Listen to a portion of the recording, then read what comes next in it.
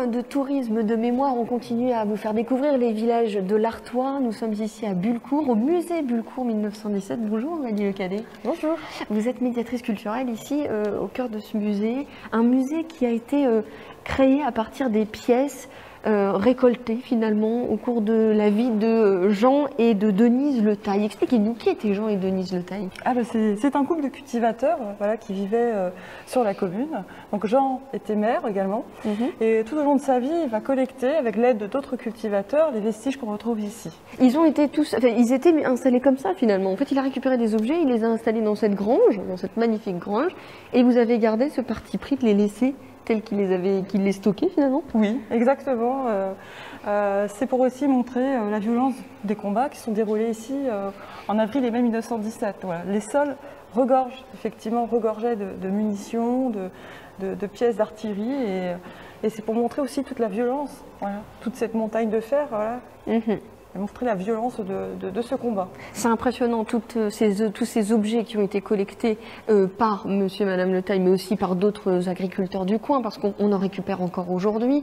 Juste rappeler, la bataille de Bullecourt, c'est en 1917, c'est 2 batailles en fait, et c'est des milliers de morts. Oui, alors le 11 avril, à l'aube, à 4h45, les Australiens, donc les troupes australiennes, s'élancent sur le village. Une bataille très dure, âpre. Énormément de pertes humaines en quelques heures. Voilà. Donc à midi, on dénombre 3000 pertes, à la fois les tués et les blessés, et 1200 soldats capturés par les Allemands. Et puis, quelques semaines plus tard, dans des conditions climatiques plutôt chaudes, parce que le 11 avril, il y avait de la neige, le 3 mai 1917, ils se lancent à l'attaque, une nouvelle fois, sur le secteur de Bullecourt. Donc là encore, du coup, de durs combats et puis énormément de pertes humaines en tout. C'est combien de... Alors pour les Australiens, on compte 10 000 pertes militaires. Donc ce sont à la fois les blessés, les tués et les portés disparus. Et puis on a aussi 8 000 Britanniques et on compterait presque 10 000 Allemands.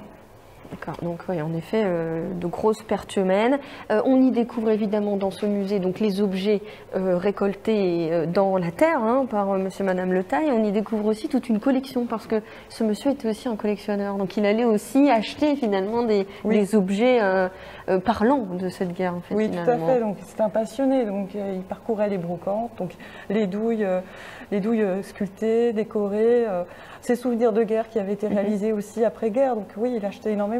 Et puis la collection s'est aussi dotée de superbes pièces, notamment l'uniforme australien qu'on a qui est visible dans l'une des vitrines du musée, qui est un don du musée de la guerre australien à Canberra.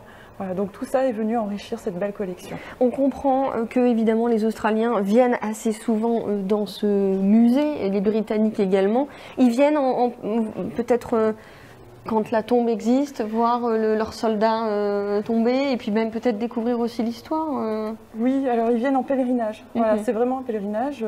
Ça arrive effectivement qu'il n'y a pas de tombe connue. Donc il y a un lieu, il y a un site sur le secteur. Ils passent au mémorial australien, ils passent à la petite croix aux disparus.